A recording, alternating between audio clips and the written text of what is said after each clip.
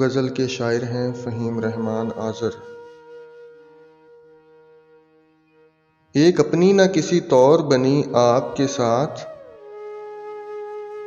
ورنہ اغیار کی کیا خوب جمی آپ کے ساتھ۔ آپ کو یاد ہے نا آپ کہا کرتے تھے، فکر کیوں کرتے ہیں ہم ہیں تو صحیح آپ کے ساتھ۔ یاد رکھنے کی میں ایک بات بتا دیتا ہوں، آپ اچھے ہیں تو اچھے ہیں سبھی آپ کے ساتھ۔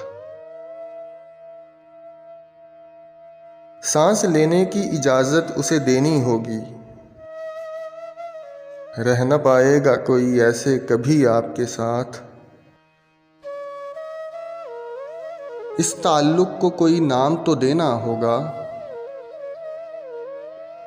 عمر بھر جو رہے گی میری کمی آپ کے ساتھ۔